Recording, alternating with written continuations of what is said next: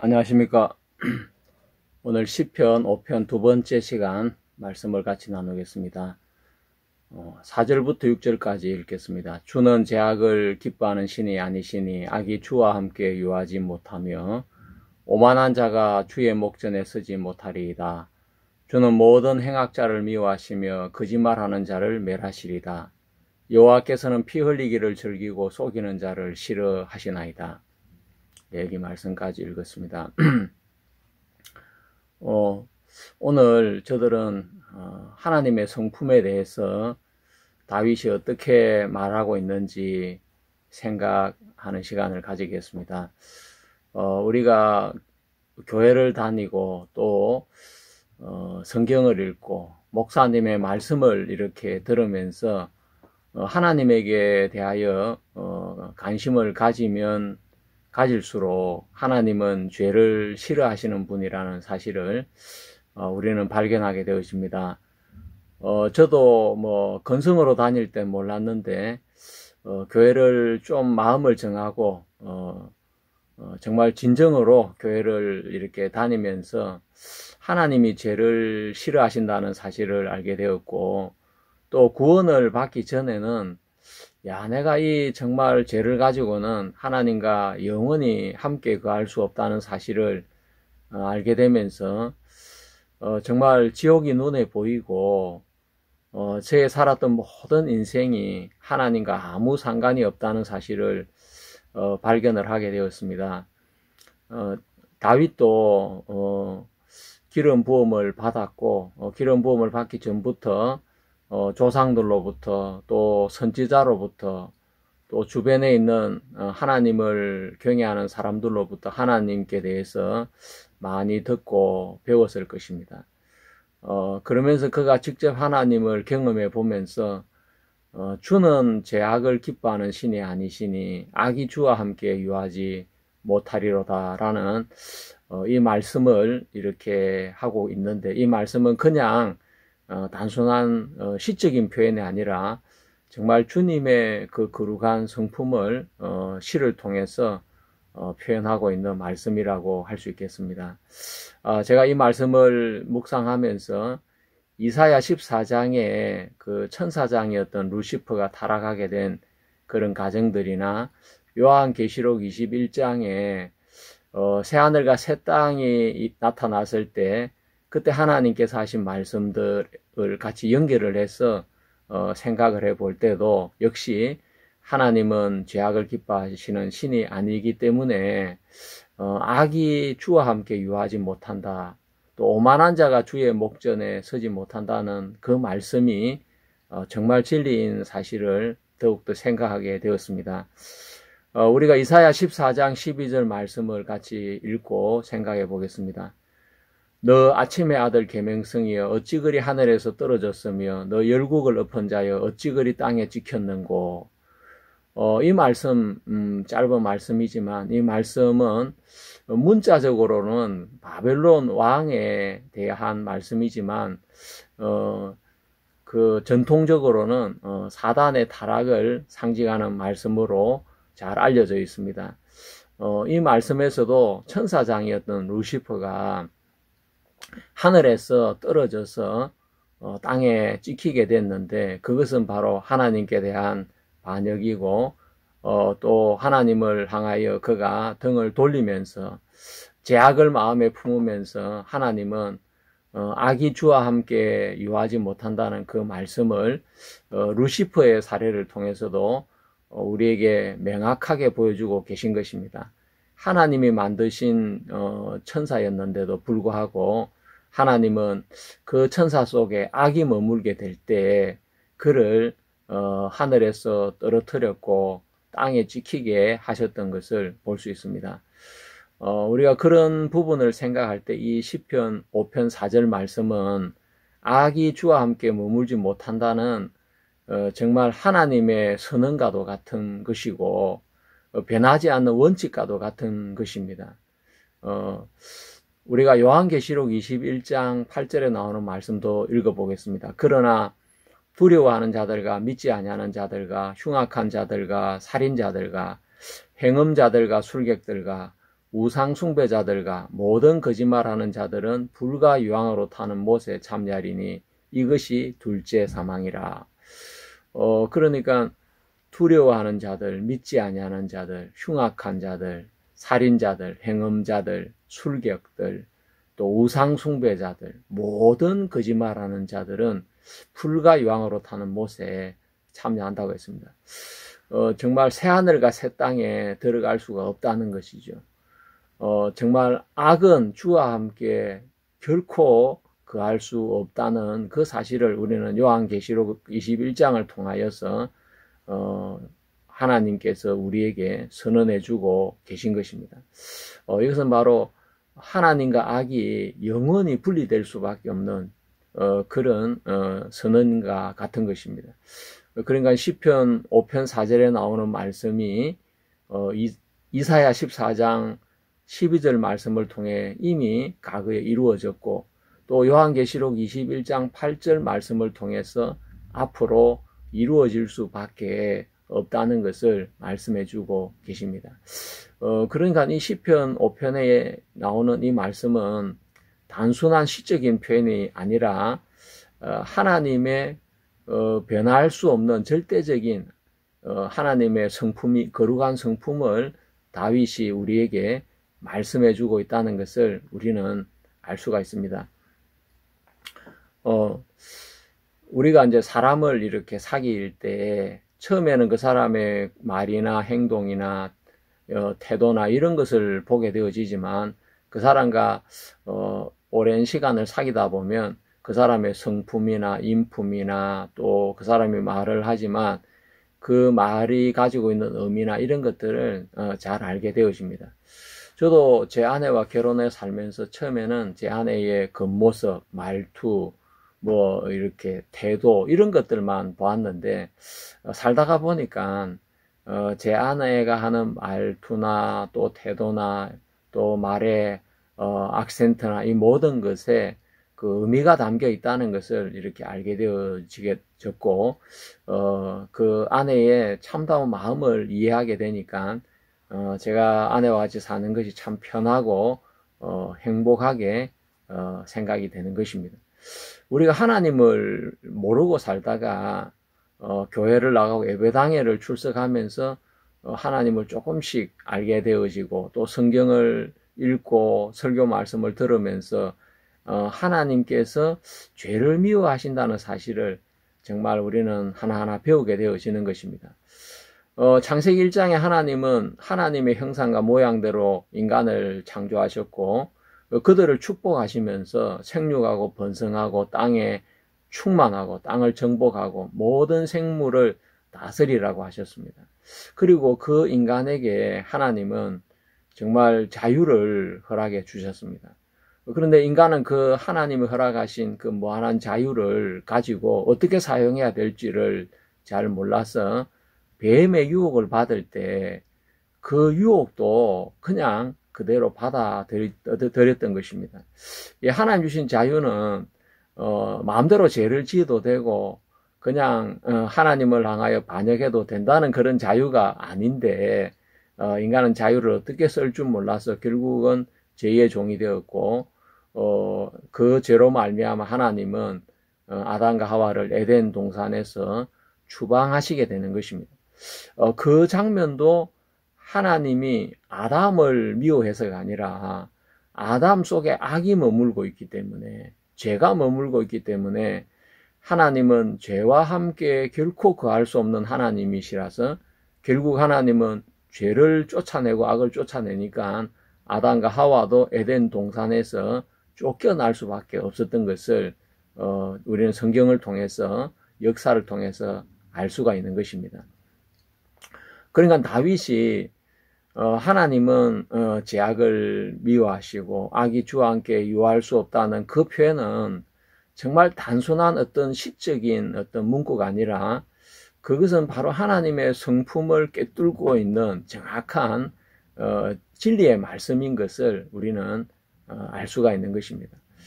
어떤 아내가 남편이 직장에 다니면서 월급을 받아서 월급을 받으면 집에도 안 들어오고 돈이 다 떨어질 때까지 도박장에 가서 도박을 하고, 그리고 돈을 다 잃고 나면 집에 돌아온다고 할 때 어떤 아내가 그 남편을 따뜻하게 대해주고 상냥하게 말을 하고 친절하게 대할 수가 있겠습니까? 막 욕을 하고 또 험악한 말을 쏟아내고 막 몸싸움을 하고 막 그렇게 하지 않겠습니까? 그것은 남편이 미워서라기보다 그 도박이 밉기 때문에, 도박에 빠져 있는, 그래서 가정을 돌아보지 않고 자식을 돌보지 않고 정말 아내를 사랑하지 않는 그 남편이, 도박에 잡혀 있는 남편이 미운 거지 정말 남편 자체가 미운 것은 아니라는 것입니다. 그 도박과 남편이 함께 할 때 결국 도박을 어떻게 뭐 욕할 수 없으니까 남편을 욕할 수밖에 없는 것이고, 그것이 심하면 이혼할 수도 있게 되는 것입니다. 하나님께서 인간을 사랑하시지만 인간이 죄와 하나가 되어져 있을 때, 죄의 종이 되어 있을 때 하나님은 그 인간을 결코 이렇게 함께 거할 수가 없고, 그를 에덴 동산에서 축복의 세계에서 쫓아낼 수밖에 없는 것은 바로 다윗의 말처럼 악이 주와 함께 유할 수 없다. 왜? 하나님이 악을 미워하시는 분이기 때문에, 하나님의 그 거룩한 성품 때문에 그렇다는 사실을 우리는 알게 되는 것입니다. 다윗은 기름 부음을 받고 왕이 되어서 하나님을 섬기면서 정말 하나님이 죄악을 기뻐하지 않는 분이라는 것을 더 분명하게 그는 발견하고 알게 되어지고, 그래서 그의 시편에서도 그런 사실을 적어 놓고 노래하고 있는 걸 알 수 있습니다. 자, 두 번째, 시편 5편 5절에는 주는 모든 행악자를 미워하시며 거짓말하는 자를 멸하시리다 라고 이야기했습니다. 이 구절은 다윗이 하나님께 올린 기도이자 선언과 같으며 그의 생활 철학과도 같은 것입니다. 우리는 이 말씀을 사무엘하 1장에서 확인을 할 수가 있습니다. 이 사무엘 1장에는 아말렉 소년이 이렇게 다윗 앞에 와서 사울과 요나단의 죽음을 보고하면서 그가 큰 상을 얻을 것이라고 생각하면서 왔는데 결과는 정반대였습니다.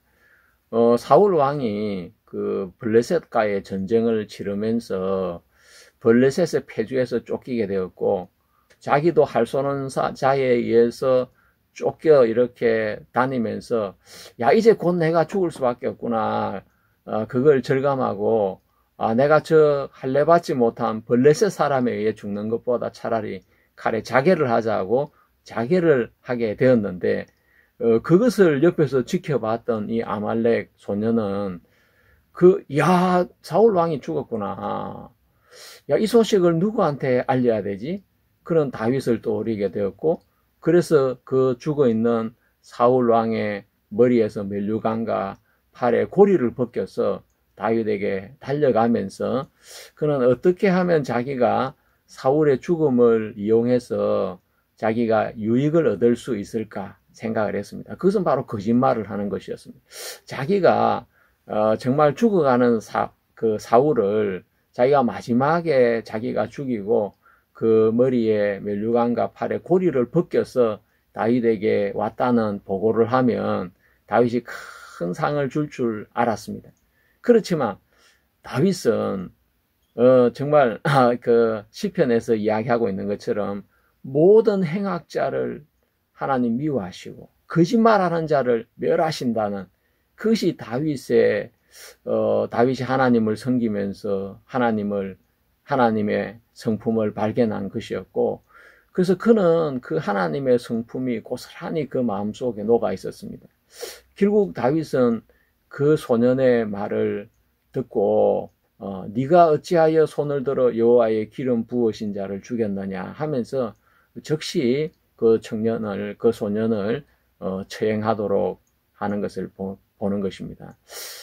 정말 사무엘하 1장은 시편 5편 6절 말씀이 정말 다윗의 삶을 통해서 그대로 이렇게 행동 원칙으로 나타나는 것을 보여주는 한 장면이라고 할 수가 있는 것입니다. 다윗은 비록 왕이 나중에 되었지만 이런 정말 행악을 행하는 사람들, 또 거짓을 하는 사람들을 정말 이렇게 싫어하는 것을 보게 되는 것입니다. 결국 다윗은 거짓으로 왕이 되지 않고 또 피를 흘려서 왕이 되지 아니하고 하나님의 인도하심과 그 하나님의 그 은혜로 왕이 되는 것을 볼 수가 있고, 그래서 다윗의 마음에는 그런 하나님의 말씀이 세워져 있던 것입니다. 예수님께서 이 땅에 오셨을 때 가장 예수님이 힐랄하게 책망했던 사람은 바리새인 서기관들이었습니다. 왜 예수님은 바리새인 서기관들을 그렇게 책망을 하셨을까요? 그들은 종교적인 지도자들이었습니다. 그들은 중상층 이상의 이스라엘을 대표하는 집단들이었는데 그들의 말과 행동이 완전히 달랐다는 것입니다. 이율배반적이었다는 것입니다. 그러니까 거짓되다는 것입니다. 속인다는 것입니다. 자, 이 거짓말하는 자들을 멸하시는 그 하나님의 마음이 다윗에게 있었고, 여전히 그 마음이 예수 그리스도 속에도 살아 있는 것을 우리는 볼 수가 있는 것입니다. 그러니까 이 바리새인들은 부활도 믿고 영도 믿고 내세도 믿고 하나님도 믿는 존재였고, 사두개인들은 내세를 믿지 않고 또 뭐 부활도 믿지 않고 천사도 믿지 않는 사람들이었습니다. 근데 사두개인들은 그 제사장 지파에 속한 사람들이라서 그들은 하나님 앞에 제사를 올리는 일을 한 사람들이었습니다. 그러면 속제사를 지낼 때 이 세상에서 하나님에게 복을 받기 위해 속제사를 지내는 것입니까? 그렇지 않으면 우리가 죄를 씻고 우리의 영혼이 하나님 앞에 설 때 깨끗하게 부정없이 설 수 있도록 하기 위해서 속제사를 드리는 것입니까? 내세를 믿지 않는 그들이, 천사들을 믿지 않는 그들이 속죄제사를 지낸다는 것은 정말 앞뒤가 맞지 않는 그런 이야기인 것입니다. 그렇다면 바리새인들이 그 사두개인들을 향해, 제사장들을 향해서 신랄하게 책망을 하고 말씀을 가지고 싸우고 해야 되는데, 그들은 사두개인과 싸우지 아니하고 오히려 부활을 전하고 천국과 지옥을 전하고 하나님의 말씀을 따라 살고 계신 예수 그리스도를 대적하는데 온 힘을 다 쏟았던 것을 볼 수 있습니다. 왜 바리새인들은 사두개인하고는 싸우지 않았을까요? 그것은 바로 자신의 이익을 위해서입니다. 정말 사두개인들하고 같이 자기들이 어울려 다녀야 자기들의 그 신분이 이스라엘 백성들 앞에서 인정을 받고 자기들의 지위가 세워지고 하기 때문에 그들은 현실적인 권세를 가지고 있는 사두개인들하고 영적으로 타협을 했고, 예수님은 뭐 신흥 세력이었기 때문에 별 볼 없다고 생각하고 예수님을 향해서는 아주 가격하게 대적을 했던 것을 볼 수 있습니다. 정말 그들의 삶은 말과 행동이 다른 삶이었다는 것입니다.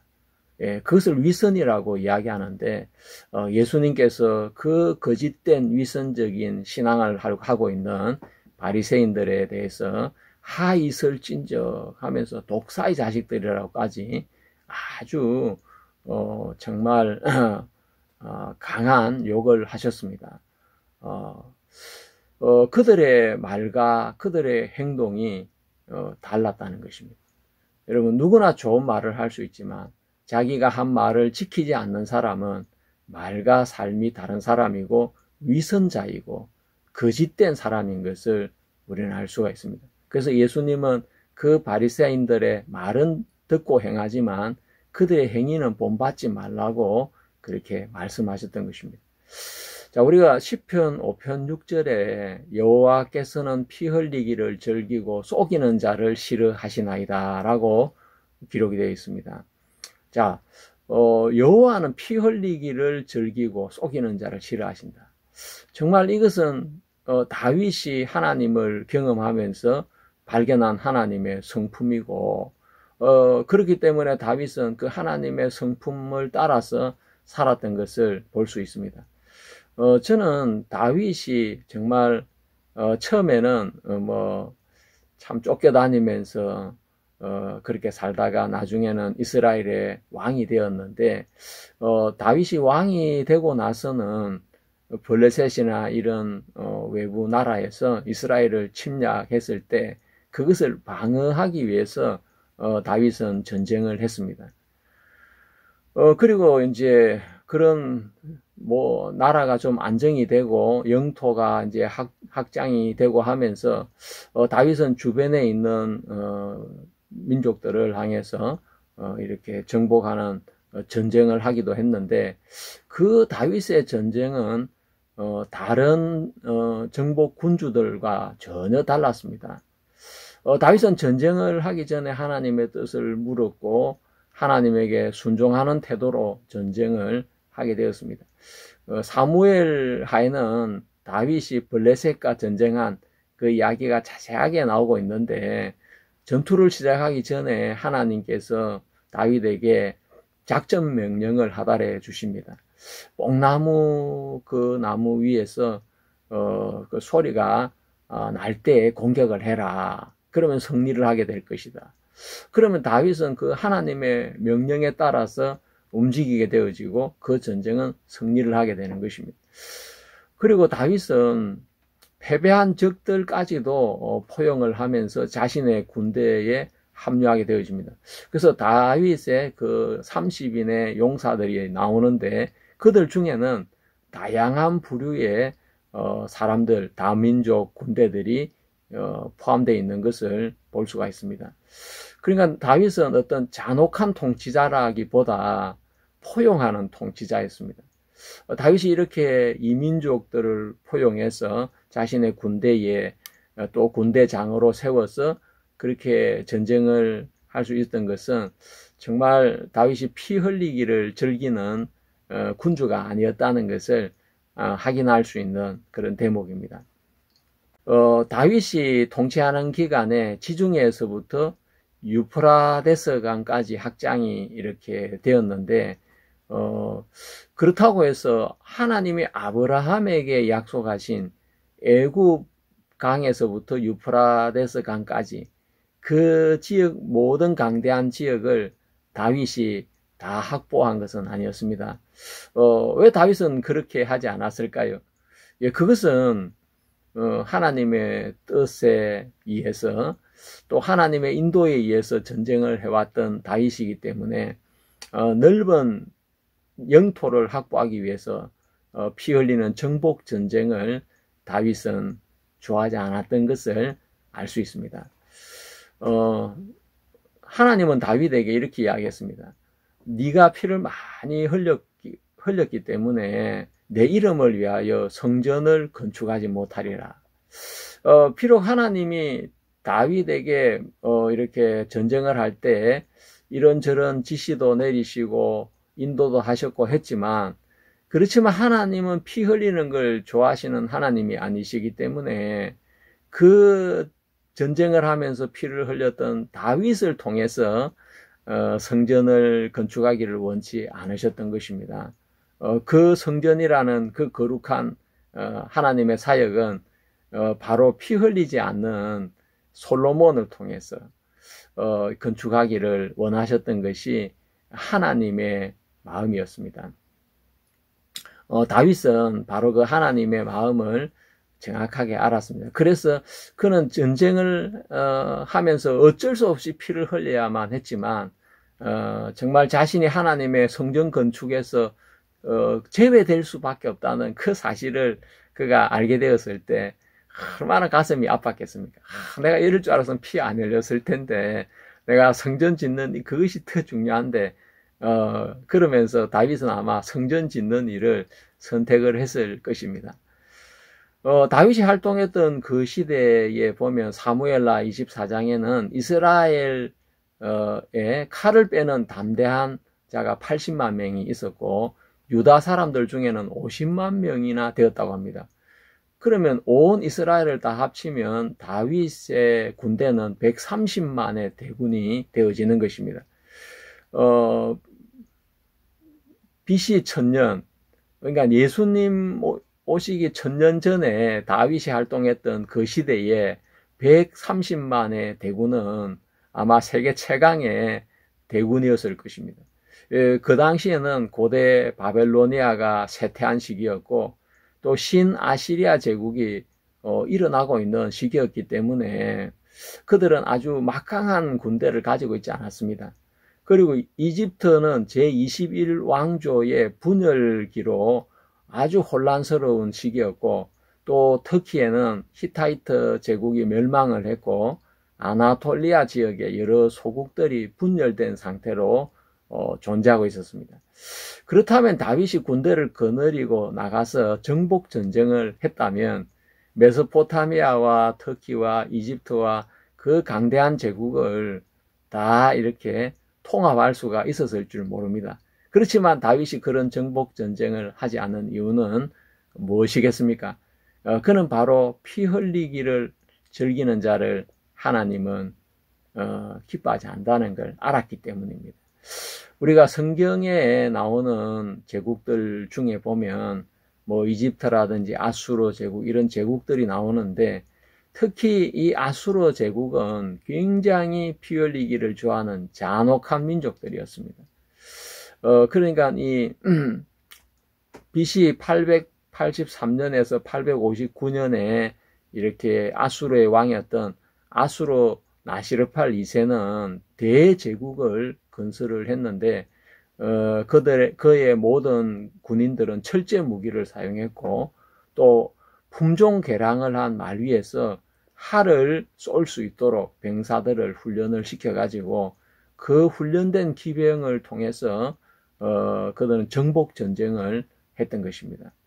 그래서 이제 뭐 그 페니키아도 정복하고 또 이스라엘도 공격을 해서 사마리아를 정복하고 나중에 이집트까지 정복을 하게 되는데 이 아수르 나시르팔 2세는 이렇게 기록을 했습니다. 나는 반항하는 자들의 피로 산을 물들이고 그들의 시체로 모든 산의 골짜기와 절벽을 덮을 만큼 많이 죽였다.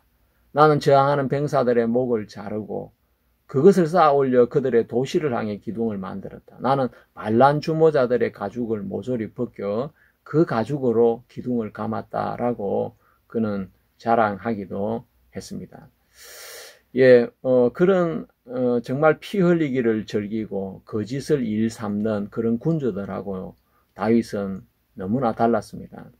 다윗이 그렇게 정복 전쟁을 하지 않고 그렇게 하나님을 공경하면서 살 수 있던 단 한 가지 이유가 있다면 바로 하나님이 피 흘리기를 싫어한다는 것, 또 하나님께서 모든 거짓말하는 자들을 물리치신다는 것을 다윗은 알았기 때문에 그는 하나님을 거스려 가면서 그는 어떤 피의 정복을 할 수 없었던 것입니다. 시편 5편 7절 말씀에 보면 그는 정말 하나님의 인자하심을 바라보면서 하나님의 전에 들어가서 하나님을 찬양하고 하나님을 경배하는 것을 볼 수가 있는 것입니다. 우리가 하나님을 섬기는 것은 그냥 단순한 예배나 또 찬양이나 또 하나님의 말씀을 읽고 따르는 것이 아닙니다. 하나님을 섬기다 보면 하나님의 성품을 알고 배우게 되어지고 그래서 하나님이 싫어하는 일을 나도 싫어하게 되어지고 미워하게 되어지고 피하게 되어지는 것입니다. 하나님은 행악자, 모든 행악자를 하나님은 미워하시고 또 하나님은 모든 거짓말하는 자들을 멸하신다고 했습니다. 정말 하나님을 믿는다고 하면서 그냥 장난삼아 거짓말을 하고 또 행악을 행하고 그렇게 살아가는 사람이 있다면 그 사람은 아직 하나님과 사귐이 없는 사람이고 하나님을 진정으로 섬기지 않고 경배하지 않는 사람이라서 그런 것입니다. 하나님을 알면 하나님은 죄악을 기뻐하지 않으시고 악이 주와 함께 유할 수 없고 오만한 자가 주의 목전에 서지 못하고 주는 모든 행악자를 미워하시고 거짓말하는 자를 멸하시고 또 피 흘리기를 즐기시고 속이는 자를 싫어하시는 하나님인 걸 알게 되는 것입니다. 여러분, 하나님을 섬기면 우리의 삶이 달라질 수밖에 없는 것입니다. 다윗의 노래는 단순한 노래가 아니라 하나님을 섬기면서 그가 경험한 하나님의 마음이고 또 그의 삶의 철학이었습니다.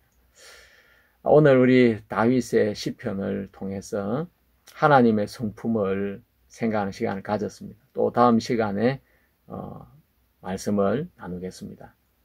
감사합니다.